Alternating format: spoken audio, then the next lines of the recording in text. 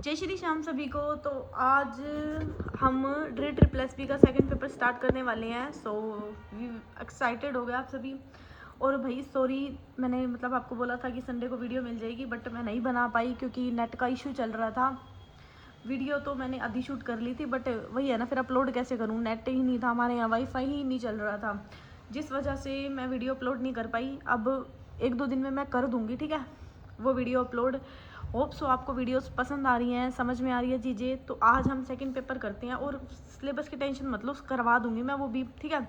Main इसमें भी concept करा रही हूँ। अब थोड़ा सा होता है भाई, क्योंकि ऑनलाइन का ज़माना है तो वाईफाई वगैरह की प्रॉब्लम आती है, तो उस चीज़ पे ठीक है थोड़ा सा सोचना। आप भी भाई माइंड मत करना कि मैडम ने संडे को बोला था बट नहीं डाली, तो मैं क्या करूँ बट मैं डाल दूँगी, ठीक है, आज शूट करके मैं डाल दूँगी। देखो हमें दिया है find out the slope of the tangent. ये पेपर जो भी पढ़ रहा है ना, मैं उसको सजेशन दूंगी वो फीमेल वाला पेपर करके आना है। मैंने 7 वीडियो में दोबारा से करवाया है वो पेपर अच्छे से, ठीक है। वैसे तो 32 वीडियो भी बनाई थी मैंने उसकी, बट मैंने फिर दोबारा से करवा दिया। अब ये पेपर करने से पहले ना वो वाला पेपर ज़रूर देख लेना, ठीक है, क्योंकि वो पेपर थोड़ा हार्ड था और ये टफ़ है, मतलब ये इजी है। तो अब जब टफ़ से थोड़ा सा इजी पे आओगे ना तो चीज़ें आसान लगेंगी, ठीक है। तो एक बार वो पेपर ज़रूर देख लेना।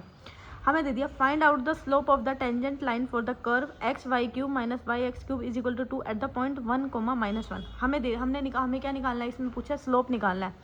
हमें कर्व की इक्वेशन दी है, ठीक है, एंड पॉइंट दे दिए। क्वेश्चन समझ में आया। अब जब भी ना आपको स्लोप निकालने की बात आए ना, तो इसमें 2 चीज़ें होती हैं आपकी। एक तो होता है हमारा टेंजेंट थीटा, ठीक है, और एक होता है d y by d x. दोनों क्या होते हैं, इक्वल होते हैं। दोनों का मतलब ही होता है स्लोप निकालना। इतनी बात आ गई समझ में।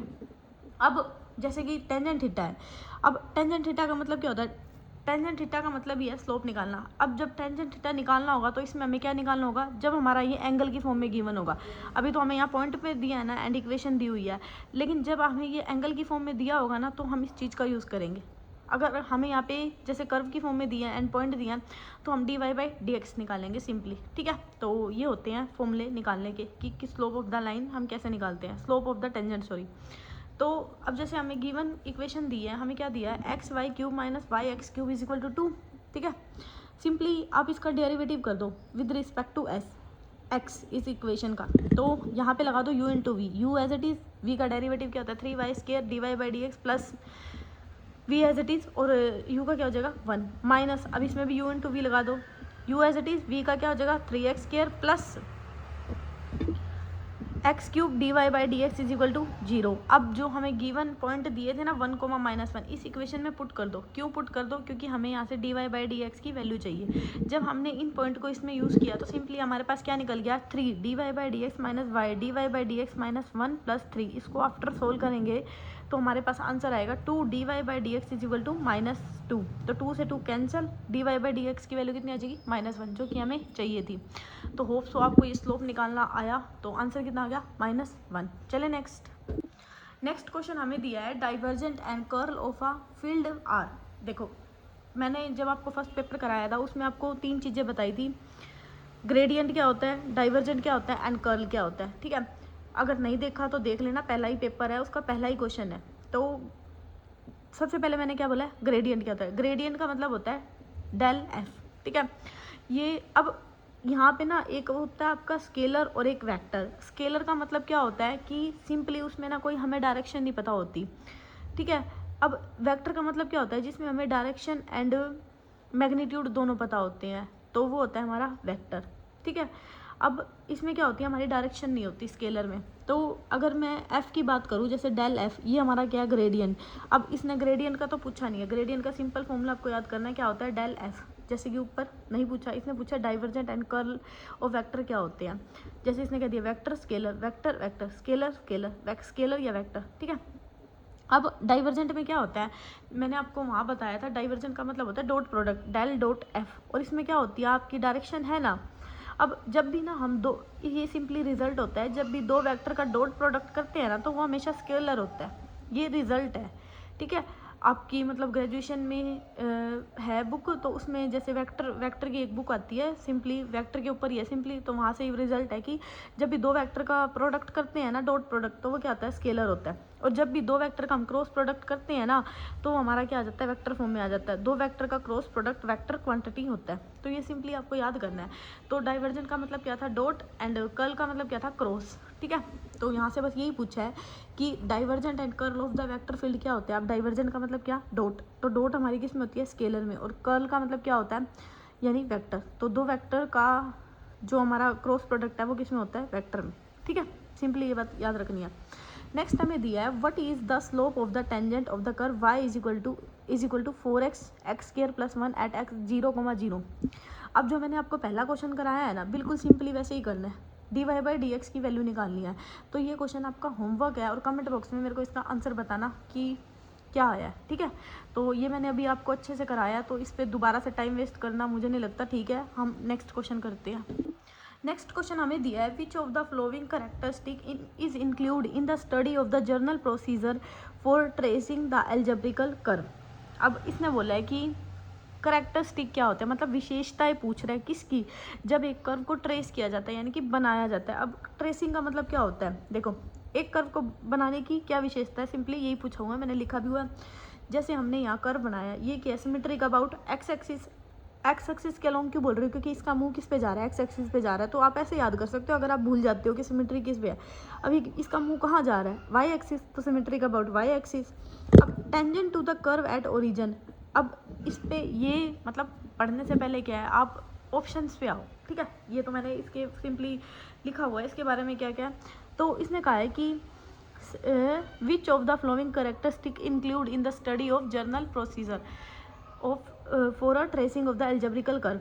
अब जब भी हम ना कि भाई उसकी करेक्टरिस्टिक क्या होती हैं, तो सिमेट्रिक होती हैं। तो ये बात तो ठीक है, सिमेट्रिक होती हैं। क्यों होती है, अब मैं ऑप्शंस के थ्रू बताती हूँ। मैंने ऑप्शन को ही खोल खोल के नीचे लिखा हुआ है कि ये चीज़ क्यों ट्रू होती है, ये चीज़ क्या होती है। तो पहला आपको ऑप्शन दिया है कि सिमेट्रिक। अब क्योंकि देखो ये ऑप्शन नहीं है, ये आपके मतलब आपको ना पॉइंट बना के दे रखे हैं अलग अलग। ठीक है, जैसे इसमें पहला दे दिया सिमेट्रिक होता है, ऑर्थोगोनैलिटी होता है, tangent to the curve at the origin. जैसे इसमें ऑप्शन ये दिए हैं कि ओनली सेकंड ट्रू है, फर्स्ट एंड सेकंड ट्रू है, फर्स्ट ट्रू है, फर्स्ट एंड थर्ड ट्रू है, कौन सा ट्रू है। तो इन ऑप्शन को देखते हैं। अब पहला ऑप्शन दिया आपको सिमेट्री। सिमेट्री का मतलब क्या होता है, सिमेट्री का सिंपली मतलब होता है कि किसके अलोंग सिमेट्री है, कि जैसे सिमेट्री देखो ये कर्व हो गया, मैंने यहाँ पे ये कर्व बनाया, ये किसकी अलोंग सिमेट्री, सिमेट्री मतलब इसका मुंह किस तरफ खुला, एक्स एक्सिस के अलोंग। तो इसकी जो सिमेट्री है, इसकी जो जा रही है देखो सिमेट्री का मतलब आप यहाँ पे कैसे याद रख सकते हो कि ये पैरेलल किस चीज़ के अलोंग जा रहा है। तो हम ये भी बोल सकते हैं, तो ये क्या है, पैरेलल किसके अलोंग जा रहा है, symmetric about x axis. Simply यहाँ देख सकते हैं ये क्या, सिमेट्रिक अबाउट आपकी वाई एक्सिस, क्योंकि किसके अलोंग पैरेलल जा रहा है, कहने का मतलब है। अगर इसको अगर मैं वैसे बोलूँ तो लेफ्ट हैंड पैराबोला भी बोलते हैं। ठीक है, तो लेफ्ट हैंड पैराबोला हमारा किसके अलोंग सिमेट्री होता है, एक्स एक्सिस के। इसको क्या बोलते हैं, अपवर्ड पैराबोला। ऐसे ही हमारा डाउनवर्ड होता है, ऐसे ही हमारा क्या होता है, ये सॉरी राइट हैंड है, ऐसे ही हमारा क्या होता है, लेफ्ट हैंड पैराबोला होता है। तो ये हमारी सिमेट्री होती है इन सब चीज़ों में जब हम एक कर्व को ड्रॉ करते हैं। तो ये बात क्या है, बिल्कुल ट्रू। फर्स्ट आ गया। सेकंड से पहले थर्ड देखो, tangent to the curve at origin, यहाँ पे लिखा है tangent to the curve at origin. अब इसका मतलब क्या है, ये चीज़ हमारी कैसे ट्रू होएगी, tangent to the curve at origin. देखो मैंने एक कर्व बनाया, ठीक है, अब एक मिनट में पेंसिल का यूज़ करती हूँ, बताती हूँ। Tangent to the curve at origin, देखो जैसे यहाँ पे ना ऐसे देखो, सिंपली मैं ऊपर वाला कर्व बनाती हूँ, आपको समझ में आ जाएगा अच्छे से। ये मैंने कर्व बनाया, ठीक है।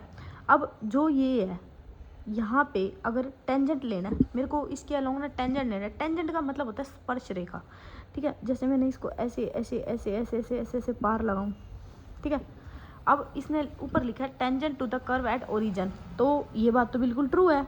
ये लो, मैंने इस बात को प्रूफ भी करके दिखा दिया इस डायग्राम के थ्रू कि tangent to the curve at origin. तो यहाँ से ये बात भी क्या होगी, ट्रू होगी। नेक्स्ट हमें जो सेकंड पॉइंट दिया था वो दिया था हमें ऑर्थोगोनैलिटी। ऑर्थोगोनैलिटी का मतलब होता है कि 90 डिग्री या फिर परपेंडिकुलर होना। दो कर्व के बीच ऑर्थोगोनैलिटी होता है, लेकिन एक सिंगल दो कर्व ऑर्थोगोनैलिटी नहीं होते। कहने का क्या मतलब है कि ये देखो यहाँ पे लिखी है कि इंक्लूड कि हमें ना ट्रेसिंग ऑफ एल्जेब्रिकल कर्व बोला है। ठीक है, एल्जेब्रिकल कर्व का मतलब सिंपली है कि दो कर्व टकराएंगे। ठीक है। यहाँ से आप एक बात को ध्यान में रखो अपने माइंड में कि अगर एक सिंगल कर्व की बात करता ना तो हमारी ऑर्थोगोनैलिटी ट्रू होती। क्यों ट्रू होती सिंगल में? देखो सिंगल में इसलिए ट्रू होती बात, जैसे यहाँ पे अगर मैं एक कर्व बनाऊँ, ये रहा, ठीक है। अब अगर मैं इसके अलोंग 90 डिग्री लगाऊं तो भाई ये बात तो कट रही है, ये बात तो क्या हो रही है, ऑर्थोगोनैलिटी ट्रू हो रही है। लेकिन इसने कह दिया कि दो कर्व के बीच ऑर्थोगोनैलिटी होता है लेकिन एक सिंगल कर्व के बीच ऑर्थोगोनैलिटी नहीं होता। यहाँ पे सिंपली ये चीज़ बोली गई है कि जब मैंने एक कर्व को ड्रॉ किया तो ये क्या है हमारा, इसके ऊपर लेना ऑर्थोगोनैलिटी, ये सिंपली नहीं जा रहा। देखो यहाँ से आप देख लो, आपको दिख रहा है? नहीं दिख रहा। अगर मैं यहाँ दो कर्व लगाऊं ऐसे करके ना, मैंने एक और ऊपर कर्व और लगा दिया, ये बीच में कट रहे हैं ना, तो इसमें यही कहने का मतलब है कि जो ये बीच में कट रहे हैं ना, ये 90 डिग्री हो जाएंगे हमारे। एक बार मैं दोबारा से बताती हूँ आपको ऑर्थोगोनैलिटी, मतलब मुझे लग रहा है कि नहीं अच्छे से हुआ क्लियर। ऑर्थोगोनैलिटी का मतलब क्या होता है सिंपली अगर मैं बताऊँ, यहाँ पे देखो स्पेस है, थोड़ा सा यहाँ पे बताती हूँ। जब मैंने ना ध्यान से देखना, बिल्कुल ये चीज़ समझने की है एंड मुझे लगता है कि अच्छे से बताना चाहिए। जैसे मैंने देखो ध्यान से देखना, बिल्कुल एक कर्व ड्रॉ किया, कर दिया, सिंपली मैंने क्या किया, एक कर्व ड्रॉ किया ऐसे करके। अब आप इस कर्व में देखो कि आपको, जैसे मैंने एक कर्व ड्रॉ किया है सेंटर के अलोंग एंड पैरेलल किसके हो गया, सिमेट्रिक किसके हो गया, एक्स एक्सिस के। क्या आपको जो मैंने ये कर्व ड्रॉ किया है कहीं पे 90 डिग्री दिख रहा है बनता हुआ एंगल, कहीं पे भी इस कर्व के अलोंग? यहाँ देखो, अगर मैं यहाँ बात करूँ तो ये देखो ऊपर, ये सिर्फ ऊपर वाला हिस्सा देखो, क्या ये आपको कुछ 90 डिग्री पे दिख रहा है? सिंपली नहीं दिख रहा ना। ऐसे ही नीचे देखो, क्या होप सो आपको समझ में आ रहा होगा, ठीक है। मैं पूरी कोशिश कर रही हूँ आपको अच्छे से बता पाऊँ, क्योंकि होता है भाई थोड़ा सा, अगर मैं नहीं अच्छे से बताऊँगी ना तो फिर आप पजल हो जाओगे। एंड अगर यहाँ पे मैंने ऐसे ही बता दिया चलो जी हो गया, तो वो चीज़ भी ठीक नहीं है। तो अच्छे से समझो, बिल्कुल ये चीज़ समझने वाली है। अगर मैंने यहाँ पे देखो, अब मैंने जैसे इसको अब वीडियो में फिर आपको थोड़ा सा यहाँ देखो, यहाँ कहीं बन रहा है, नीचे वाला देखना, ठीक है। अगर मैं अच्छे से शो कर पा रही हूँ, नहीं बन रहा ना। लेकिन अगर मैंने ना इसके अलोंग एक और पैरेलल कर ले लिया, अब ये देखो, ये सिमेट्रिक अबाउट किसकी होगी, वाई एक्सिस की होगी। अब दो कर्व के बीच की बात देखो यहाँ पे, अब ये दोनों कर्व किस पे कट रहे हैं, यहाँ पे कट रहे हैं ना, यहाँ पे आगे ध्यान से देखना 90 डिग्री पे। तो यहाँ पे यही है ऑर्थोगोनैलिटी, कि जब आप एक सिंगल कर्व को ड्रॉ करते हैं ना तो वो ऑर्थोगोनैलिटी नहीं होता। लेकिन जब हम दो कर्व के बीच में ऑर्थोगोनैलिटी को हम ले सकते हैं, तो यहाँ से क्या कंक्लूजन निकला, अगर इसकी करेक्टरिस्टिक पे जाएं कि यस सिमेट्रिक होती है, होप्स तो आपको अच्छे से समझ में आई। टेंजेंट ऑफ द कर्व वो भी मैंने आपको पूरी कोशिश की है अपनी तरफ से अच्छे से। एंड ऑर्थोगोनैलिटी अब आप कभी नहीं भूलोगे, चाहे इसको ना सिंपली याद कर लो, दो कर्व के बीच में ऑर्थोगोनैलिटी होगी, जो कि मैंने आपको ट्रेस करके भी दिखाया था माइंड में। ये अभी अब मैंने आपको ट्रेस करके दिखाया था ना, तो अपने माइंड में रखो अब इस चीज़ को। और एक सिंगल कर्व ये भी मैंने आपको बता दिया था यहाँ पे, तो अब आप, मुझे नहीं लगता इसको भूलोगे, ठीक है। So option number first and third क्या हो जाएगी, ट्रू। और ये बात क्यों गलत हो जाएगी, क्योंकि यहाँ पे ना इसने एल्जेब्रिकल कर्व बोला है और हमें नहीं पता। अब एल्जेब्रिक का मतलब होता है बेसिकली कोई भी टर्म जो हमारी वेरिएबल के फॉर्म में होती है, ठीक है। तो यहाँ पे सिंगल वेरिएबल भी हो सकता है, डबल भी हो सकता है, तो हमें उस चीज़ के बारे में नहीं पता कि इसने सिंगल की बात की है या डबल की बात की है। अगर यहाँ पे ना यूँ लिखा होता ना एल्जेब्रिकल कर्व इन टू वेरिएबल, तो ये बात बिल्कुल ट्रू हो जाती, क्योंकि एक्स और वाई में हम ले लेते, ठीक है। बट यहाँ पे इसने सिंपली क्या लिखा है, एल्जेब्रिकल कर्व, तो हम इसको नहीं बता सकते कि सिंगल कर्व की बात की है डबल कर्व की बात की है। होप सो आपको ये वाला क्वेश्चन अच्छे से समझ में आया, ठीक है। मैंने अपनी तरफ से पूरी कोशिश की है, अगर फिर भी आपको कहीं पे कमी लग रही है तो आप मुझे कमेंट करके बता सकते हो। नेक्स्ट आपका क्वेश्चन आता है, और जो अब ये वाले क्वेश्चन है ना, इनको ऑप्शंस देख के करना है, तो थोड़ा सा ध्यान से पढ़ना ऑप्शन से भी, ठीक है। अब हमें नेक्स्ट क्वेश्चन दिया है कि if A is a n cross n real matrix then which one of the following statement is not satisfy condition for the matrix. जब हमें ना ए क्रॉस एन क्या दे दिया, रियल मैट्रिक्स दे दी, तो हमें ये बताना है कि कौन सी कंडीशन सेटिस्फाई नहीं कर रही। तो अब इस ऑप्शन से ही पढ़ेंगे एंड देखेंगे कि एक एक ऑप्शन का मतलब क्या होता है। आज की वीडियो में ना मे बी आपके थोड़े ही क्वेश्चन हो, 20 ना हो, बट जितने भी होंगे ना अच्छे से होंगे, ये मेरी गारंटी है। तो चलिए देखते हैं ऑप्शन। हमें दे दिया if the eigenvalue of A are lambda 1 lambda 2 up to lambda n, then A is similar to the diagonalized matrix with lambda 1 lambda 2 lambda n along the diagonal।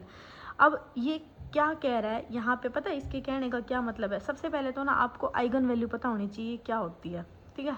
Eigen value को ना पहले इसमें ये समझते हैं eigen value क्या होती है, फिर हम देखेंगे डायगोनलाइज मैट्रिक्स क्या होती है। तो चलिए नीचे मैंने लिखा हुआ है इसका प्रूफ अच्छे से देखो। हमें ना एक मैट्रिक्स दी है n क्रॉस n यानी 2 क्रॉस 2 की मैट्रिक्स दी है। मेरे को इसकी आइगन वैल्यू निकालनी है। आइगन वैल्यू मैट्रिक्स निकालने का सिंपल फॉर्मूला होता है a माइनस लैम्डा आई, ठीक है। जब मैंने इसमें a माइनस लैम्डा आई जैसे 1 0 0 1 माइनस लैम्डा 1 0 0 1 लैम्डा लिया और a माइनस लैम्डा आई निकालने के बाद मेरे पास आया 1 माइनस लैम्डा 0 0 1 माइनस लैम्डा, किसके इक्वल आ गया 0।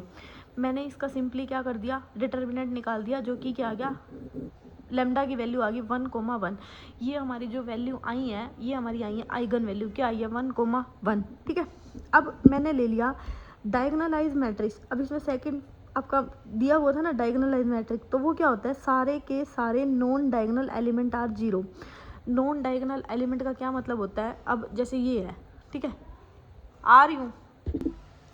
अब हमारी है सेकंड डायगोनलाइज मैट्रिक्स। डायगोनलाइज मैट्रिक्स, अब नॉन जीरो डायगोनल का क्या मतलब होता है, नॉन जीरो डायगोनल का मतलब होता है जैसे हमारी ये मैट्रिक्स है 1 0 0 1, अब इसके डायगोनल क्या है नॉन जीरो और सारे एलिमेंट क्या है 0। तो जिसके क्या होने चाहिए, डायगोनल मैट्रिक्स के सारे non zero diagonal element are 0, ठीक है। अब इसमें अगर हम बात करें तो 1 0 0 0 1 0 0 0 1, तो ये भी हमारी क्या है डायगोनलाइज मैट्रिक्स, क्योंकि डायगोनल को छोड़ के ना सारे एलिमेंट क्या होने चाहिए 0। तो पहला इसने क्या ऑप्शन बोला है कि हमारा कौन सा सेटिस्फाई नहीं करेगा, हमें गलत बताना है। तो पहला इसने बोला है, अब पहले पे आओ कि if the eigenvalue of A are lambda 1 lambda 2 A is similar to the diagonalize matrix with lambda 1 lambda along the diagonal. तो ये बात तो बिल्कुल ट्रू है। मैंने ये वाली मैट्रिक्स ली, आइगन वैल्यू निकाल दी मैंने 1 0 0, तो इसके जो डायगोनल है वो भी तो 1 1 है। तो ये बात क्या होगी, सिमिलर है ना, तो ये बात यहाँ से क्या होगी ट्रू होगी ना। तो ये बात ठीक है, हमें गलत बतानी है। नेक्स्ट हमें दे दिया if rank of A are r, B बाद में बताती हूँ क्योंकि बी गलत है, ठीक है। Then A has r non zero eigen value.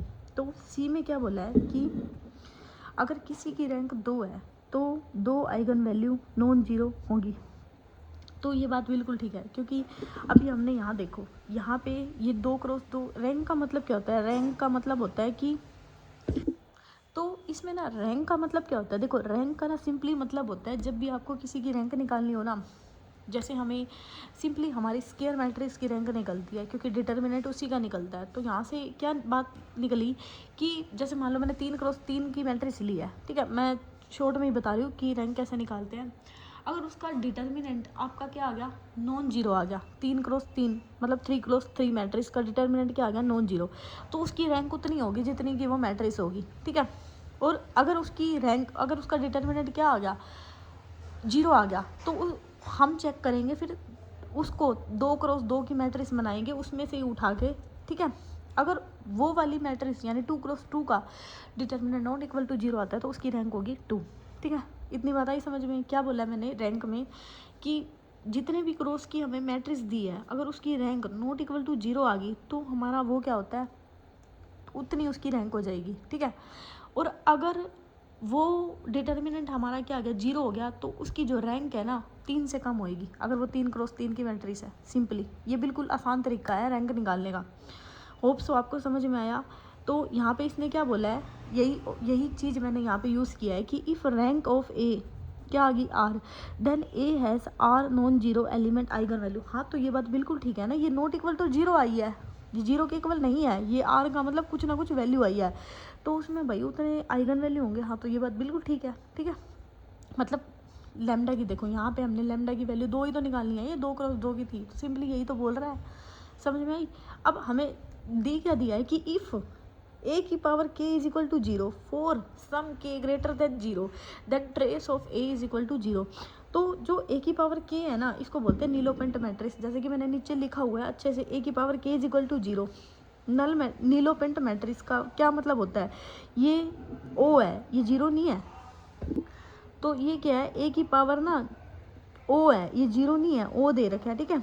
ये सिंपली हमारी नीलोपेंट मैट्रिक्स होती है कि ए की पावर के is equal to O, where जो के होता है ना वो less than and equal to क्या होता है, एन होता है, ठीक है।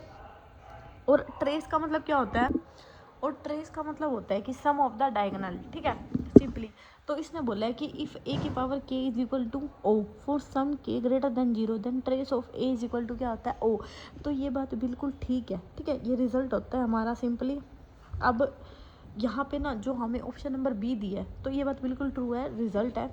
If A has a repeated eigenvalue then A is not a diagonalize. अब ये बात तो, क्योंकि ये दोनों बात ना मैंने इसलिए बोला था आपको, मैं बाद में बताऊँ, क्योंकि ये बात दोनों ना अपोजिट लिखी हुई है, ठीक है। इसने तो क्या लिखा था कि लेमडा की वैल्यू जैसे 1 आ गई तो डायगोनलाइज भी क्या आएंगे, हमारे सेम आएंगे जैसे 1, 1 आ गए। लेकिन इसने क्या लिख दिया कि ए रिपीटेड आइगन वैल्यू होगी, ए इज़ नॉट डायगोनलाइज।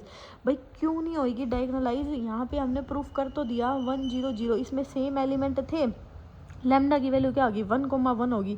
तो भैया हम इस मैट्रिक्स को डायगोनलाइज मैट्रिक्स भी तो बोल सकते हैं, क्योंकि डायगोनलाइज मैट्रिक्स का मतलब ही होता है कि डायगोनल को छोड़ के सारे क्या होने चाहिए, 0 एलिमेंट होने चाहिए डायगोनल को छोड़ के, ठीक है, ध्यान रखना मेरी बातों पे। तो ये बात तो भाई गलत लिखी हुई है, तो आपको होप्स हो ये बात समझ में आ गई कि ये बात क्या है, गलत है। तो मतलब अच्छे से मैंने आपको समझा पाई। सो आज के लिए इतना ही रखते हैं, ठीक है, बाकी कल करेंगे। एंड बहुत जल्दी आपको मैं सिलेबस की वीडियो भी प्रोवाइड करवा दूँगी, मतलब जैसे कि मैंने बोला है। सो भाई टाइम का भी थोड़ा सा होता है, देखना पड़ता है सारी चीज़ें। तो अभी के लिए इतना ही रखते हैं, मिलते हैं कल। Thank you so much for watching my video.